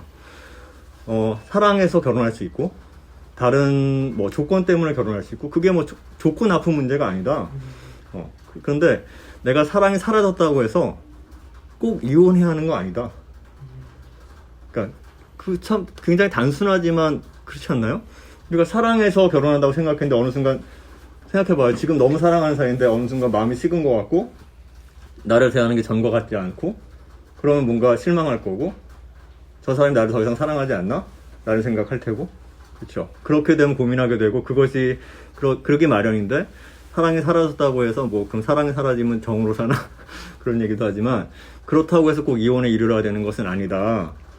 라고 얘기하면서 결혼의 어떤 다른 가능성, 성경에서 말하는 결혼에 대해서 이렇게 이야기하더라고요. 나중에 한번 기회가 되시면 한번 찾아보시면 도움이 될 것 같습니다. 네. 저는 아직은 경험해보지 못했어요. 아직 제가 무슨 얘기를 하다가 지금 지나버려갖고, 근데 무슨 얘기를 하고 있었는지 까먹었어요. 무슨 얘기를 하다가 중간에. 결혼 왜 네. 하냐. 네. 사랑이 식으면 어떡하냐. 이것도 유행일 수 있다. 음. 그러니까 사랑만 가지고 결혼하는 거나 일부 일처제 자체도 그냥 어떤 너무 벌려놨네요. 제가 듣기 보니까. 막 이런저런 이야기를 하고 계셨는데요. 네. 강의 같았습니다. 네. 대학교 강의. 네. 강의 잘 들었습니다. 네네네. 이건 좀 아닌 것 같고, 이렇게 마무리할 수는 없고요. 자, 이 시점에서. 저도 좀 궁금하니까 네네네. 아까 중간에 말씀하시면서 중요했던 게 약간 이제 사랑이 식었을 때 네. 그러니까 그게 우리나라에서 이제 그게 이제 그다음에 이혼이 많이 되잖아요. 근데 그게 아니라 반대로 어떻게 되면 회복될 수 있는지가 혹시 한번 좀 듣고 싶어요. 좀 이제 뭐 제가 결혼 전문가는 아니고. 회복이 네. 사랑의 회복인가요? 그냥 관계의 회복인가요? 결혼 회복? 그 가정의 회복. 그러니까 그게 결론적으로 이혼으로 간 게 아니라 이제 다시 화해하고 이제 관계가 회복되면서 사랑으로 더 이제 이어가는 이제 그런 케이스는 없는지, 아니면은 그러한 좋은 사례가 있는지. 글쎄요, 그거는 뭐 생각해보고 할 이유도 오늘 끝나고 나서 더 얘기해도 좋을 것 같은데, 할 것 같은데, 지금 끝내자는 건 저기요. 아니고. 제가 그렇게 빨리 끝내자고 분위기를 만들어놨는데. 제가 하려던 얘기를 이제 그거였네요. 그렇게 지금 시대는 빠르게 지나고 있고, 당장 이제 2세대만 해도, 제 아이들도 벌써 그렇고요. 지금 좋아하고 만난 사람이 있어도 왜 굳이 결혼을 해야 돼? 라고 생각하거든요. 그런 질문들에 대해서 그냥 평범한 가정이고 사랑하고 해서 자녀를 낳았고, 근데 지금 이런 상황에서 결혼을 꼭 해야 돼? 라고 만약에 자녀들이 질문한다면 그럼 뭐라고 답할 것인가, 이런 것들을 한번 생각해 볼직하지 않을까요? 어떻게 생각하세요? 우리 애가 나한테 결혼을 꼭 해야 되냐고 물어보면요. 존중해줄 것 같은데. 예, 뭐 꼭 결혼할 해야 돼, 필요 꼭 없다? 해야 되는 건 아니지 뭐. 그건 자기 선택인 거지. 등 떠밀려서 굳이 할 필요가. 결혼하지 않고 그냥 동거는 하겠다? 그러니까 어떤 애인지는 좀 걔가 막 진짜 막 범죄자고 막 이런 날라리일 수도 있으니까 그건 좀 들여다는 봐야겠지만, 모르겠어요. 제가 아직 애를 안 낳아서 이렇게 생각할 수도 있지만, 본인이 정말 본인이 선택에 있어서 책임을 질 수 있고, 그럴 정도로 어느 정도 성숙되어졌다고 생각을 하면, 허락해야지. 부모가 반대한다 그래도 저쪽 가가지고 알아서 그렇게 살고 있으면 그걸 막을 수가 없잖아요. 어차피 못 그치, 막죠. 현실적으로 그렇죠. 어차피. 어떻게 생각하세요? 일단 자녀가 예. 결혼 자체가 그냥 딸아이가 있는데 나는 결혼을 싫고, 안 된다 그럴 거야. 딸아이인데 결혼을 싫고 그냥 나는 이 남자랑 살겠다. 그리고 이런 생각을 할 수도 있잖아요. 좀 다른 케이스인데 나는 사랑하는 사람과 사랑할 동안만 살겠다. 그리고 또 사랑 식으면 또 다른 동거죠. 사랑하는 그러니까 사람과 결혼이 살겠다. 아니라. 뭐 결혼하고 또 이혼하고 또 다시 결혼할 수도 있고 아니면 결혼 자체가 무의미하니까 그냥 나는 살고 또 헤어지면 또 다시 뭐 사랑하는 사람 만나면 또 만날 수 있는 거고 그렇게까지 뭐 자유롭게 지금 말씀하신다고 생각한다고 하시면 거기까지 생각해 볼 수도 있겠죠. 그건 뭐 이렇게 아주 미래지향적인 이야기는 아닌 것 같아요. 지금 상황들을 보면 특히나 이혼율을 생각해 봐도 그렇고 오늘 아침에 뉴스를 보니까 프랑스의 그 미혼모 출산율이 60%를 넘었다고. 전체의 결혼하에서 결혼 관계에서 아이가 출산되는 것보다 결혼 바깥의 출산경이 훨씬 여섯이니까 오히려 더 압도할 정도로 결혼이 이미 무너져가고 있는데 그럼 우리가 지금 붙잡고 있는 결혼의 가치는 무엇인가라는 생각도 하나의 질문을 해볼 수 있지 않을까 싶어요. 지금 저한테 물어보신 게 두 가지가 네. 일단 딸 아이가 저한테 결혼을 그건 그냥 하는 믿긴 거죠. 네, 그거고 그 두 번째는 이게 맞나요? 저한테 질문하신 두 가지가 일단 하나만 하죠. 뭐 일단 말하면서 저도 얘기하고 까먹었는데. 싶은 것부터 얘기해. 일단 네. 첫 번째 제가 지금 이해한 질문은 두 가지인데 첫 번째가 딸 아이가 저희한테 결혼보다도 그냥 동거를 하고 싶다라고 물어본다면은 일단 이 아이가 이 얘기를 하는 의도가 무엇인지를 먼저 파악할 것 같아요. 현재 지금 어떤 환경에서 어떤 상황 때문에 이러한 질문을 했는지를 먼저 생각해 보고 만약에 그게 이 딸 아이한테 안 좋은 방향이라면은 좀 좋은 쪽으로 갈 수 있도록 이렇게 코칭해주는 역할이 되게 중요한 시기일 것 같고 왜냐면 담배랑도 비슷해요. 담배도 사실은 평생 동안 안 펴도 되는 건데 그런 시기가 있거든요. 그러니까 그런 생각을 가질 수 있는 시기가 있고 뭔가 그런 환경 속에 있는데 누가 옆에서 어떤 조언을 해주냐가 그 아이의 인생에서 굉장히 중요한 시점인 것 같아요. 그래서 어떤 사람한테 어떤 질문을 하고 답변을 받느냐가 굉장히 중요한 거기 때문에 네. 그 상황에서는 그냥 대충 답변한 게 아니라 네. 이 아이의 의도가 무엇이고 어떤 상황에 처했기에 이러한 질문을 했을까 를 좀 신중하게 생각하고 답변을 할 것 같아요. 네, 저도 물어봤는데 신중하게 생각하고 물어보니까 결혼이 무슨 의미냐는 거예요. 그러면 좀 당황할 것 같아요. 일단은 따님이 네, 결혼이 무슨 의미냐? 그러면 좀 왜 결혼을 왜 하냐? 그럼 엄마 아빠는 왜 결혼하셨냐? 역시 세대가 뉴 제너레이션이다. 근데 어쨌든 결혼이 가볍게 또 오히려 반대로 저는 그렇게 얘기할 것 같아요. 가볍게 사랑만 생각해서 네가 지금 너무 좋아서 그냥 하면 되는 게 결혼은 아니다라고 얘기해 줄 것 같아요. 뭐 저도 아직 뭐 결혼 생활 지금 진짜 뭐 1년도 안 된 결혼 생활이지만 앞으로 이제 헤쳐나가야 될 것들도 많을 테고 그리고 이제 정말 그냥 두 사람이 정말 결합돼서 살고 그리고 또 뭐 어떤 방향으로 갈지 모르겠지만 새 생명이 생길 수도 있게 되는 거잖아요. 가족이 된다는 거는. 그게 단순히 너가 지금 행복한 그 감정 하나로 결혼을 생각하면 안 된다를 오히려 저는 그걸 더 말해주고 싶어요. 그러니까 그 딸이 엄마 말을 듣고 봐 엄마도 그렇게 생각하잖아. 그러니까 난 결혼 안 하겠다고. 그럴 수도 있는데 약간 저는 달라요 엄마랑 아빠가. 약간 제가 굳이 딸이라고 말했어요.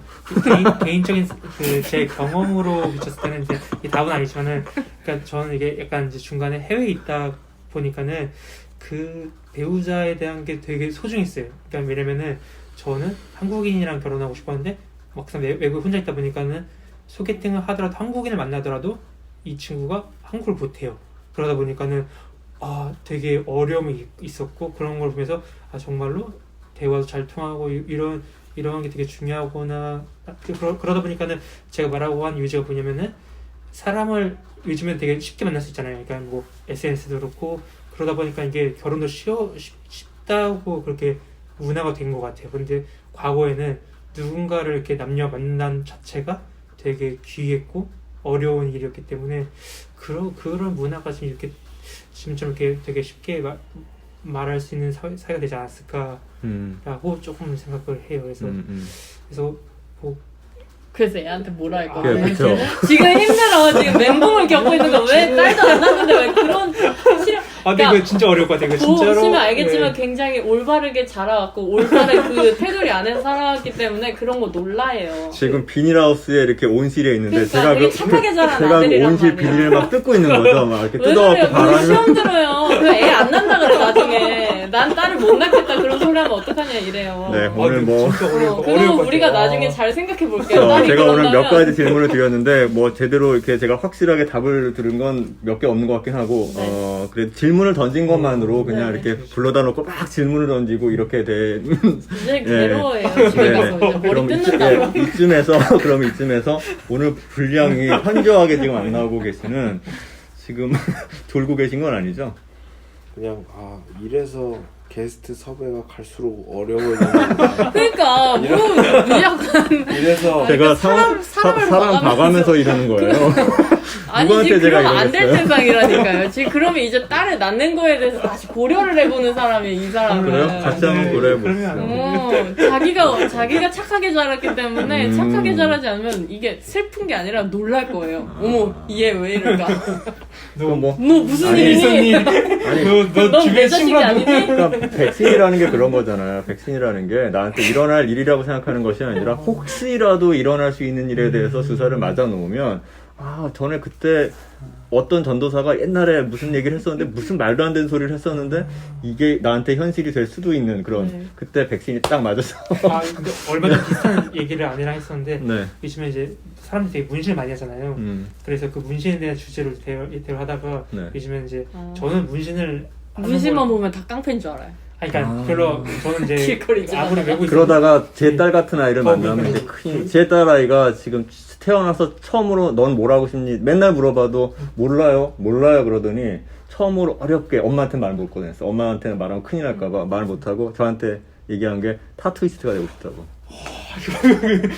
어떻게 하세요? 진짜 어려울 것 같아. 이거는 저는 진짜 어려울 것 같아요. 아니 그래서 어제도 둘이 데이트를 갔는데 아무래도 젊은 사람들이 많은데 모이는 데를 가다 보니까 이게 뭐 요새는 정말 심심치 않잖아요. 그게 깡패 많죠. 이런 것도 네. 아니고. 근데 저는 그냥 사실 제 눈엔 보이지도 않았어요. 근데 이제 옆을 가면서 저 사람 무서운 사람이다. 문신을 했어 이러는 거예요. 그래서 이건 약간 그냥 장난치면서 한 건데. 만약에 자녀가 그러면은 진짜 어려울 것 같아요. 저는 개인적으로 진짜로 어려울 것 같아요. 그래요? 왜 어렵나요?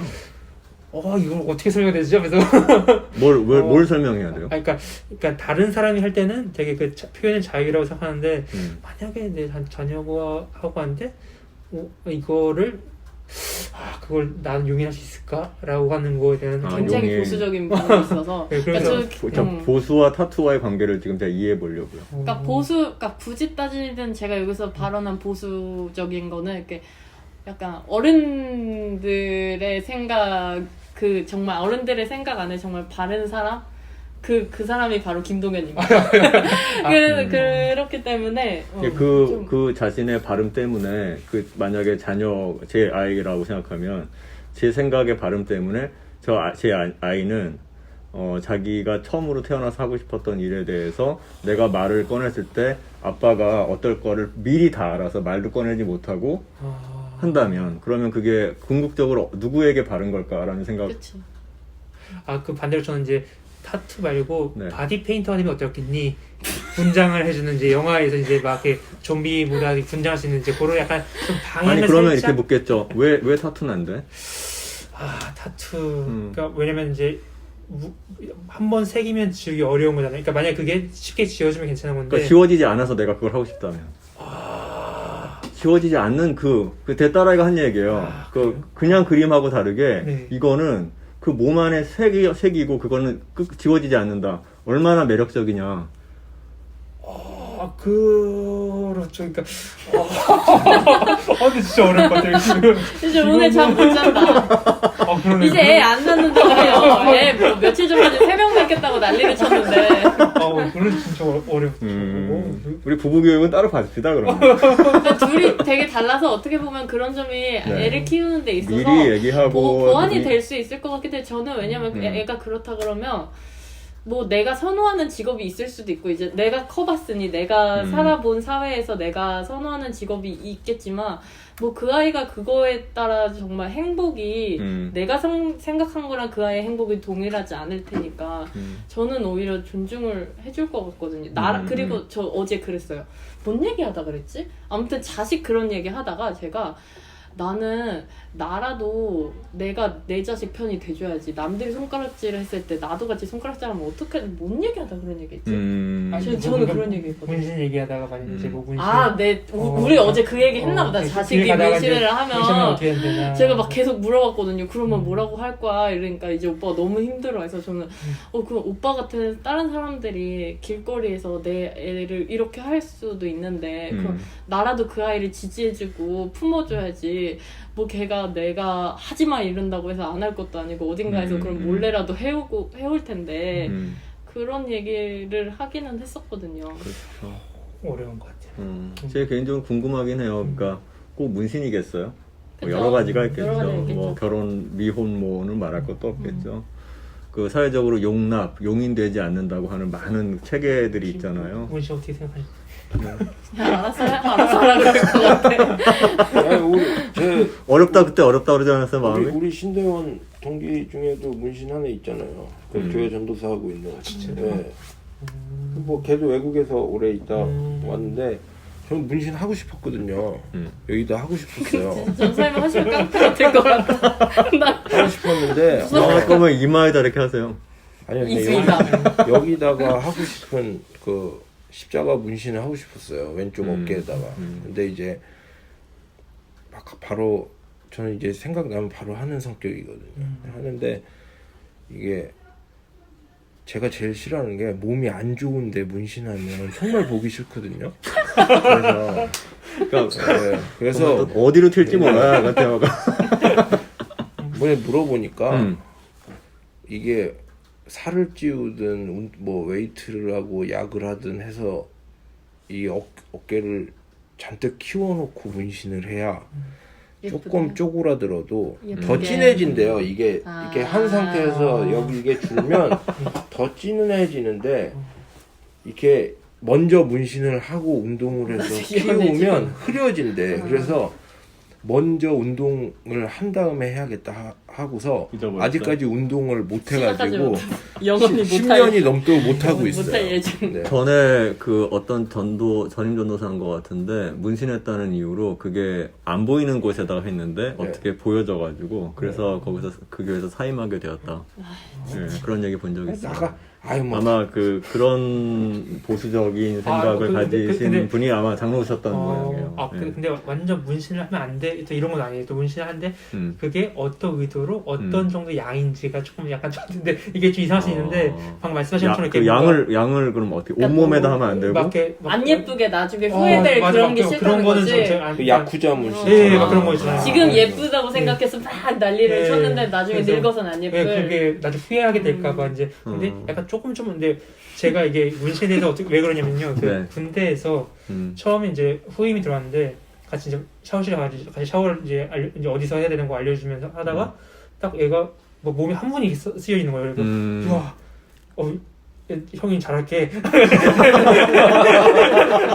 왜냐면 오자마자 이제 좀 이렇게 분기를 잡아대가지고 했는데 갑자기 샤워실 갔는데 그 착한 애가 갑자기 막 근데 이거 뭐야? 그러니까 근데 그 한문 뜻이 뭐냐면 나는 다시 태어나도 우리 부모님 밑에 태어나겠다라는 문신이어가지고 오 이게 멋있는 놈이네. 그래서 이제 약간 그게 어떤 의미냐에 따라서 또 사람이 다르게 보이고, 그러니까 그게 어떤 걸 문신에 따라서 좀 다른 것 같아요. 저는 그러니까 그런 판단이 자기한테 이제 확실히 있는 거군요. 네. 어제 했던 얘기 중에 지금 한 가지만 요거는 좀 같이 얘기했으면 좋겠어서 어차피 지금 말을 너무 안 했어요. 지금 억울한 것도 있고요. 그걸 마지막 주제로 하는 거 네네 어떨까요? 이게 마지막 주제입니다. 무슨 얘기였었냐면 그 본인이 지금 아까 했던 얘기처럼 바터에 굉장히 공감한다고 하면서 자기가 지금 현재 돈을 벌지 못하고 있는 것에 대한 마음의 짐 그러면서 얘기한 게 가장으로서 제가 마땅히 가족을 이렇게 해야 되는데 그것을 자기가 하지 못하고 있는 것에 대한 어떤 그런 표현을 제가 잘 못하니까 본인의 언어로 해주세요. 그냥 짐이에요. 그냥 자격지심, 어떤 부담, 미안함, 이렇게 뭐라고 안 하는데 그냥 눈치 보고, 그죠? 그런 뭐 별거 아닌데 이거 좀 사달라면 이게 왜 있어야 되냐? 그냥 시원하게 사주면 서로 기분 좋은데 이게 왜 필요해? 어디다 쓰는 거야? 이거 뭐 어디다 필요하다 하면 아니 그냥 이걸로 하면 안 돼? 꼭 이걸 사야 돼? 이렇게 좀 이렇게 쪼잔해지는 그런 지점이 있죠. 근데 아내는 괜찮대요. 나는 되게 신경 쓰이는데 아내는 괜찮다고 하는데 또 제 입장에선 또 그러지 않으니까. 제가 아마 이 얘기를 들으면서 이런 질문을 했던 것 같아요. 근데 그게 어떻게 보면 둘이 이제 부부인데 사모님도 그런 생각을 하셔? 이렇게 제가 물었던 것 같거든요. 사모님도 지금 자기가 돈을 벌지 않고 있는 상황에 대해서 마음의 부담을 느끼거나 짐으로 느끼거나 그런 뭐 죄책감 뭐 이런 마음이 있을까라고 제가 질문을 했어요. 그 말의 질문은 뭐냐면 사실은 원래 사모님이 돈을 더 잘 벌었죠. 뭐 아니요, 일정 정도?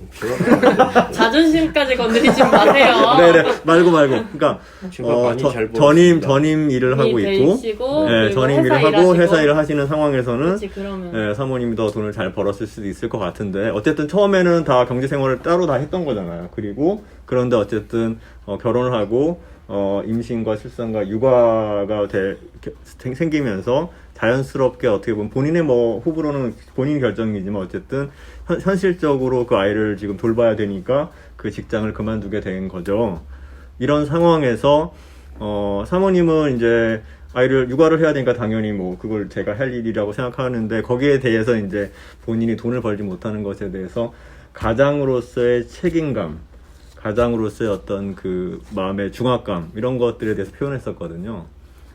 근데 지금 세대라고 말하면 제가 너무 노땅같이 느껴지는데 비슷한 문제가 있을 수도 있고 또 다를 수도 있을 거라고 생각하는 게 왜 이제 이거 되게 간단하게 말하면 왜 가부장이라는 것에 대한 어떤 중압감을 스스로 이렇게 느끼고 있느냐 같이 해나가는 건데 아마도 요즘 같으면 그렇잖아요. 만약에 어떤 일로 일시적으로라든 어떤 다른 일로 경제 활동을 중간에 멈추게 되거나 아니면 지금보다 생각했던 것보다 좀 안 좋은 일 때문에 좀 굉장히 적게 됐을 때 그런 어려움이 있을 때 어떻게 생각해요?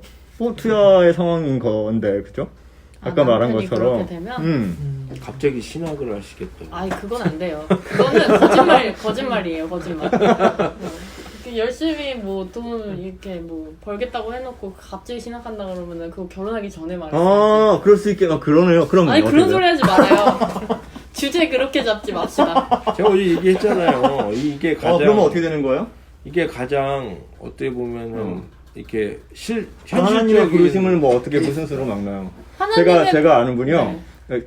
제가 잘 아시는 분이에요. 그분이 무슨 고대 영문과를 나오셨고 근데 결혼하려고 하는데 절대로 목사한테는 어떻게 돼요? 그러니까 어머님이 신부의 어머님이 절대로 목사한테는 시집 보내지 않겠다고 했거든요. 그리고 외무고시 본다고 해서 결혼을 시켰어요. 나중에 목사가 됐거든요. 그건 모르는 거죠. 아니 근데 그러니까 굳이 서로가 힘들다는데 그렇게 밀고 나가는 남편도 좀 그렇고 만약에 정말 하나님이 부르신다면야 저 하나님이 그냥 이 사람만 부르는 거라고는 생각을 하진 않아요. 만약에 나중에 그렇게 된다면 분명히 그러면 하나님이 그냥 동현이한테만 딱 그렇게 응답을 주고 저를 내버려 두는 게 아니라 저에게도 제 생각이 바뀔 수 있는 환경을 열어주시고 그렇겠네요. 제 생각을 만져주시겠죠. 하지만 지금으로선 저에게 그런 생각을 전혀 주시지 않으셨어요. 네네네. 그러니 이상한 말씀 전세자분 그만. 대신 앞에서 그냥 지금 저희 지금 돈이 없어요. 일단 둘 다 열심히 벌어야 되고요. 그랬을 때 한 사람이 머리를 못하게 되면 이제 어려움 느끼게 되잖아요. 그럼 또 그렇죠. 네. 그렇죠. 그러면 첫 질문하고 사실 연결되는 거죠. 처음에 이제 투자의 상황이 그런 상황이었고, 그랬을 때 바터라면 어땠을 거냐고 했을 때 아까 답을 하셨는지 잘 모르겠고, 이제 그런 상황 같으면 지금 같으면 그냥 그럼 내가 벌면 되지 이렇게 생각하지 않겠나요? 그래야죠. 그리고 남자는 그렇죠. 집안일 해야죠, 그럼. 그렇죠. 응. 네. 만약에 안 되면 뭐 그렇게 해야죠. 그렇게 하면 되는 거죠. 그렇죠. 거기 그렇게 생각할 것 같으니까 굳이 지금 어때요? 지금의 부부 이 젊은 진짜 신혼 부부에게 있어서 뭐 가장이니까 이 집의 가장은 그러니까 어른들이 보기에는 당연히 이렇게 뭐 남자가 일을 하지 않고 뭐 그리고 둘이 관두더라도 육아 때문에 만약에 누군가 한 사람이 관두더라면 여자가 관둬야 되는 게 뭔가 어른들이 보시기에는 그게 불편할 수도 있을 것 같아요. 그 생각이. 남자가 일을 안 하고 여자가 일을 하면 왜 그렇게 하지? 이러는데 근데 만약에 그냥 저희 둘이 부부 사이에서 누군가가 그렇게 쉬어야 되고 뭐 그렇게 한다면 서로 상황에 맞춰서 더 잘 할 수 있는 거를 찾아갈 것 같아요. 이제 바터 입장이 어땠습니다. 어렵네요. 영화로 돌아오죠 이제 마무리해야 되니까. 그냥 빨리 말해. 네. 개인적으로는 기도할 것 같습니다. 기도하고 제가 네, 그것도 질문하려고 그랬어요. 바터가 크리스찬이었으면 어떤 선택을 했어야 옳은가? 제가 바터라면서 기도하고 제가 할 수 있는 범위 내에서 또 생계를 할 수 있는 또 그런 걸 또 찾지 않았을까.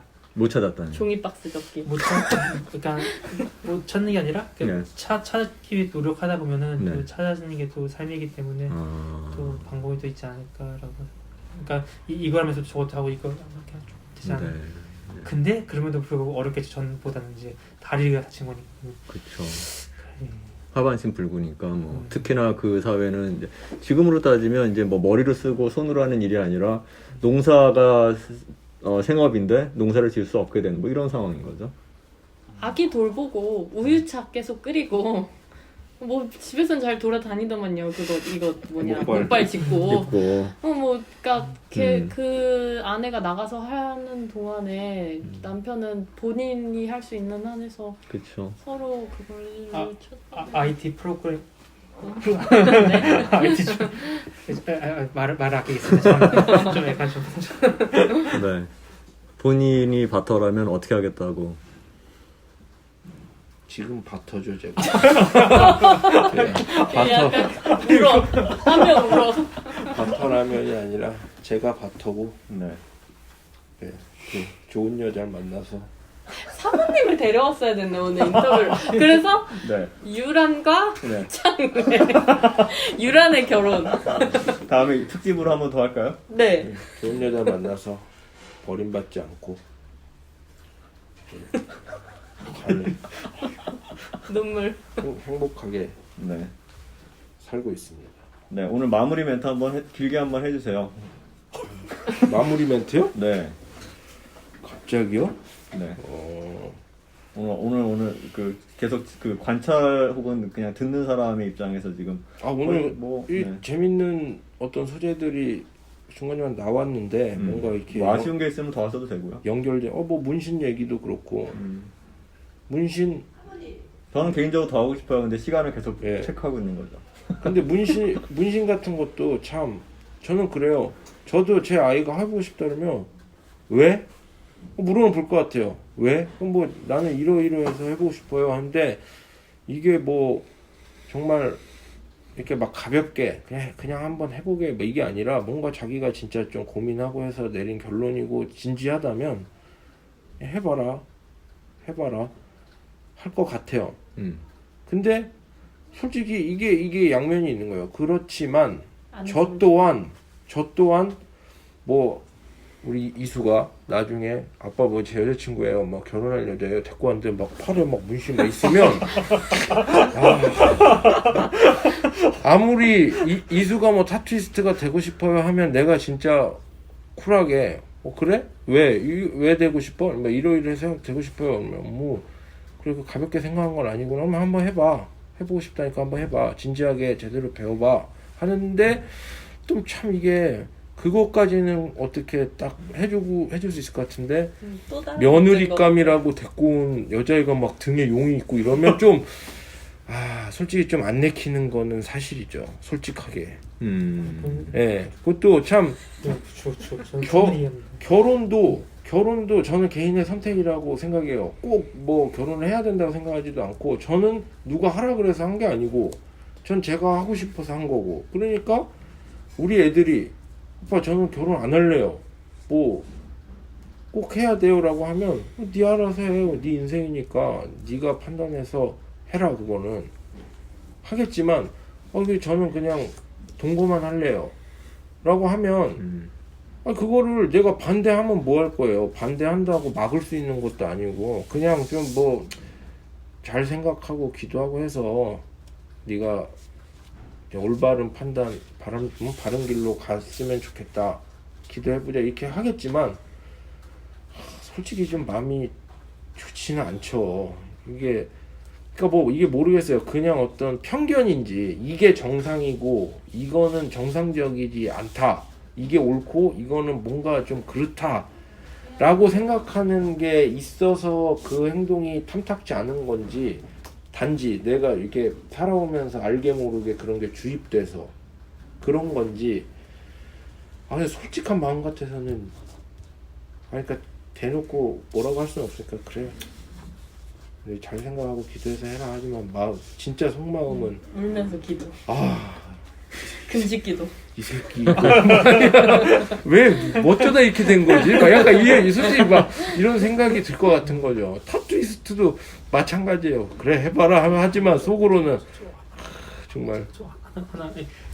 약간 제가 좀 느낀 게 이제 네. 만약에 정말로 타투리스트가 되고 싶다고 하면은 아직도 고민하고 있어. 만약에 제 딸이 정말로 그게 하고 오늘 싶다면은 타투가 제 주제군요. 네. 하면은 약간 저는 이게 조건을 좀 걸 것 같아요. 만약에 그거를 하되 그 누군가 이제 그 수술 받고 나면 흉터가 꽤 크잖아요. 이제 그런 사람을 위한 타투리스트가 된다면은 아빠는 좀 생각을 해볼게라고 좀 방향을 좀 잡아줄 것 같아요. 왜냐면은 젊었을 때 수술한 환자가 그래도 꽤 많은데 큰 흉터가 남으면 이제 보기가 그렇지만은 그거를 또 이제 어떻게 예술 아트를 또 입혀서 누군가한테 흉터지만은 그거를 이제 다시 예술 아트로서 이제 해서 누군가가 봤을 때 이거 뭐냐면 사실 여기 흉터였는데 그걸 이제 이렇게 바꿨다라고 하는 타투리스트 된다면은 조금 괜찮을 것 같다라고 조금 이제 그렇게 좀 확증하지 않을까. 예, 조금 양보해봤네. 조금 양보해봤네.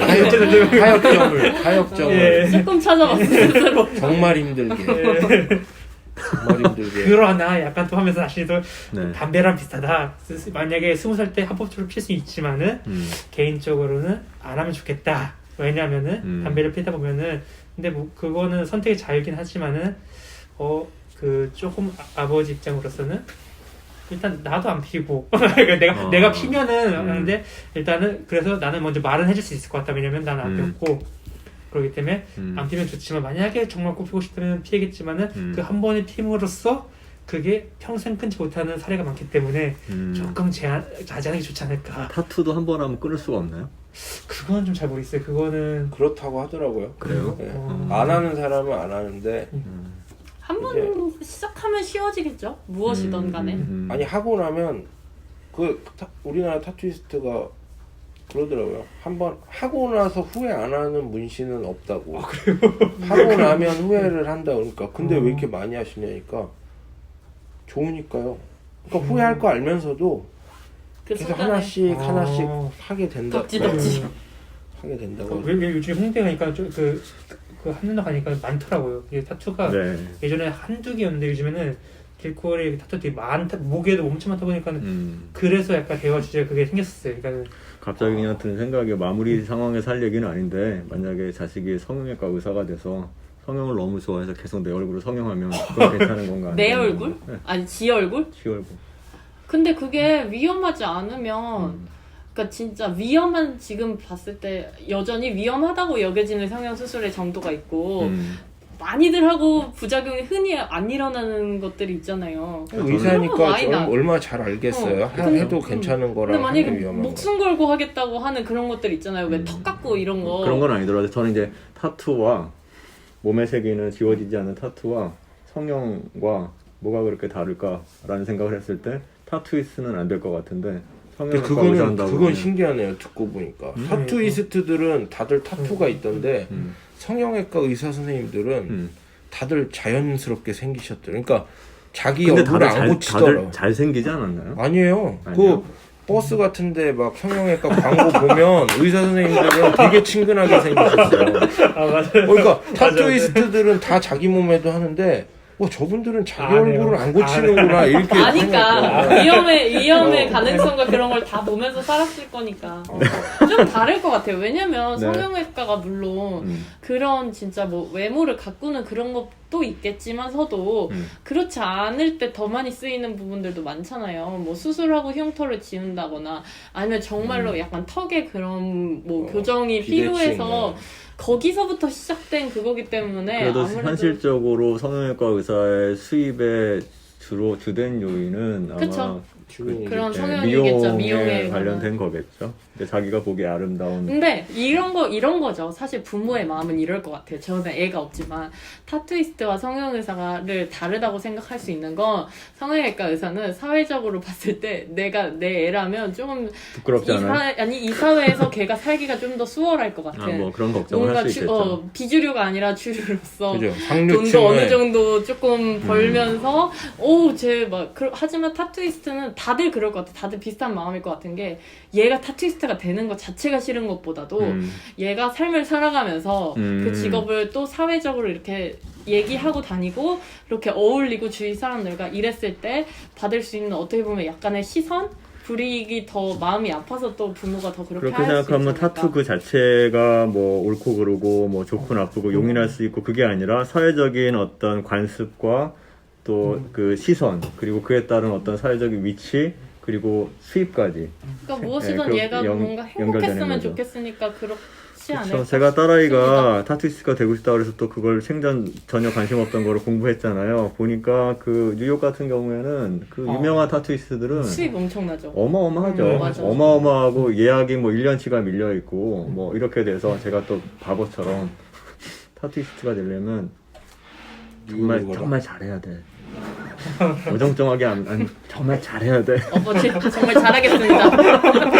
저는 그러고 말았는데, 그러니까 결국 관념의 차이가 아닌가 이런 거죠. 사실 뭐 타투까지 갔지만 이제 우리가 결혼을 바라보는 것도 그럴 거고, 사랑을 대하는 것도 그럴 거고 그렇지 않을까 싶은데, 네 마무리 멘트를 하다가 어떻게 잘렸나요? 아니면 뭐 덧붙일 말 있으면 해도 좋겠고. 오늘 약간 네. 그 대화의 흐름이 불쑥불쑥 해가지고 네.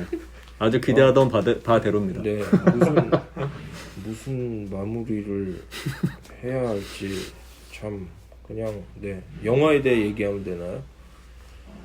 네, 뭐든 좋습니다. 네 아니 뭐 약간 전 다 그냥 영화에서는 안타까운데 다 이해가 갔어요. 투야의 어떤 그 고충과 결정도 이해가 가고 근데 어제 이제 형 전사님하고 막 했을 때 갈린 거는 이제 아까 그러셨잖아요. 투야가 남편에 대한 사랑 때문에 그를 포기 안 하고 계속 이렇게 재혼할 때도 이 남편을 같이 걷어줄 사람을 찾았다고 하는데 이제 저는 이게 사랑인가?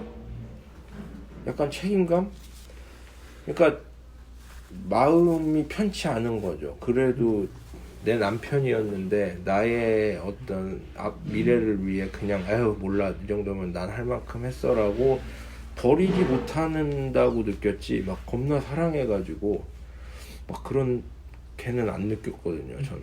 그래서 약간 그 어떻게 보면 약간 무기력한 그 남편의 모습도 되게 안타깝고 그 사람이 그 당당했었을 사람이 있는 듯 없는 듯 그렇게 지내는 모습도 되게 참 짠하기도 하고 좀 그런 거 보면서 그냥 오히려 투야가 감정적으로 그래도 그러니까 뭐 과거엔 사랑했을 수 있죠 그 남편을. 근데 그 영화 상에서는 그래도 감정적으로 약간 그렇게 느끼는 대상은 그 썬 건가요? 네.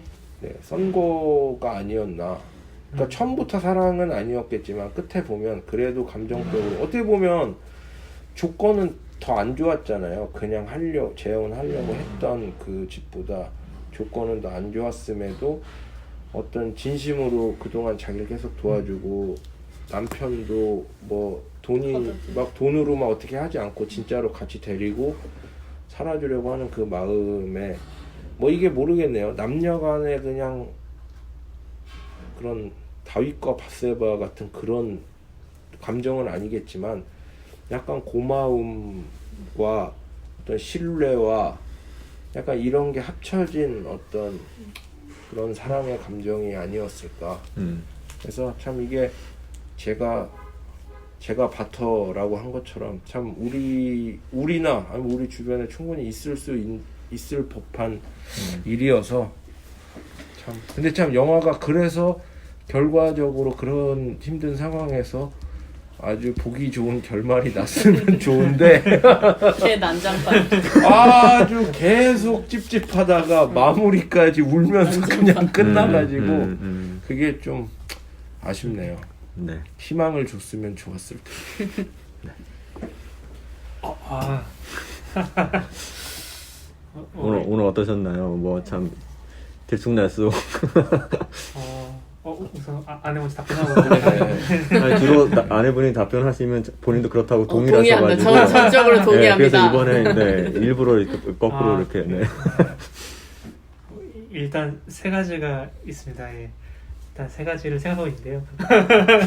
일단 정리하자면은 첫 번째, 영화를 보면서 어차피 영화라는 것도 결국 사랑하는 이야기이기 때문에 아까 어제 볼 때는 이제 조금 이렇게 완전 다르다고 생각했지만 또 오늘 대화하면서 이게 또 우리나라의 문화에 접하게 되면은 뭐 안전장치나 여러 가지로 결국은 다 비슷한 거구나라는 거 많이 생각하게 됐고요. 두 번째로는 또 이제 결혼의 중요성에 대해서 또 많이 하고, 또 서로가 서로를 사랑해주고 아껴주면서 또 이제 여러 가지 어려움이 앞으로 있겠지만은 그럼에도 불구하고 더 좋은 사람이 되기 위해서 항상 안전해야겠구나. 그래서 건강하고 안전하고 그런 거를 평상시에 리스케치를 잘 해야겠구나 라는 걸 느꼈고요. 마지막으로 다리가 다치지 않기 위해서. 예, 맞습니다. 마지막으로는 이제 방금 뭐지 문신 얘기도 하고 여러 가지 이제 대화를 하면서 제가 평상시에 생각하지 못했던 그런 또 생각을 하면서 참 이제 대화가 되게 중요하구나라는 걸 느꼈어요. 이제 이렇게 대화를 하면서 생각하지 못했던 그런 주제를 통해서 저의 시야를 넓혔던 것 같습니다. 예, 이상입니다. 이 인사가 이렇게 잡혔으면 좋겠어요, 그치? 영상으로 했다면. 네. 그냥 사실 지금 마무리 멘트로 뭐 딱히 생각나는 거는 없는데 네. 그냥 결혼과 앞으로의 그냥 뭐 아기를 키우는 방식 뭐 그런 여러 것에 대해서 전반적으로 생각해 볼 수 있는 기회여서 좋았던 것 같아요. 뭐 작은 문제 뭐 진짜 문신의 이야기부터 시작해서 뭐 진짜 뭐 이혼 막 이런 얘기도 뭐 많이 했지만 진짜 네 좋은 기회였던 것 같습니다. 네. 이런 상투적인 그 마무리 멘트를 받아서 네. 제가 어떻게 마무리할 수 있을까 고민이 드네요. 여기서 이야기를 시작하면 또 시작할 것 같아서. 네, 그렇죠. 네, 여기서 마무리해야 될 것 같은데. 네. 뭐 이 영화를 정할 때 어렵게 정했는데 늘 이제 어디로 튈지는 항상 모르니까 열려 있는 상태로 대화에 임하게 되고 뭐 다양한 이야기를 나눴습니다. 그래서 영화는 저한테는 그런 것 같아요. 뭐 다른 지금까지 본 영화들이 굉장히 다양한 영화들을 보았는데 그런 어떤 다른 문화 뭐 좀 이거 뭐 이저틱한 그런 걸 이야기하자는 게 아니라 그 다름을 우리가 어떻게 한 인류로 인간으로서 서로 이해하고 공감할 수 있는가 그런 이야기를 열어보고 그것을 통해서 우리의 삶을 들여다보고 우리의 삶의 조건과 삶의 상황들에 대해서 대화할 수 있는 그런 시간이었다고 이기를 바랬는데 얼마나 그랬는지는 좀 제가 계속 더 분발하고 더 고민해보도록 하겠습니다. 네, 사실 이제 결혼한 지 얼마 되지 않은 신혼부부를 모시고 네, 훨씬 발랄한 영화 저도 많이 고민했고요. 뭐 나의 사랑 나의 신부도 고민했고 애니메이션도 고민하고 했는데 어떻게 또 여기까지 왔습니다. 네, 그 결혼의 질문에 대해서 이제 막 결혼에 들어왔고 우리 다 결혼 안에 있는데 그 안에서 정말 오늘 다 다루지 못한 얘기가 있다면 결혼에 대한 사전 이해, 기존에 갖고 있었던 우리의 생각, 우리의 판단 그것의 그 어떤 관념에서 조금 더 들어가서 그럼 우리가 크리스찬으로서 성서가 결혼에 대해서 무엇이라고 말하는가 뭐 그런 질문들까지 한번 이어갔으면 좋겠는데 오늘의 의미는 짧은 시간 그래도 의미는 질문을 해보는 것 답이 갑자기 뭐 나오는 것이 아니라 서로 다른 이야기를 하면서 그 질문을 한번 품고 언젠가 한번 또 이런 현실이 다가올 때 그 이해를 좀 넓혀보고 또 신앙에 대해서 또 한번 고민해볼 수 있는 그런 시간이 되었기를 바랍니다. 네, 수고 많으셨습니다.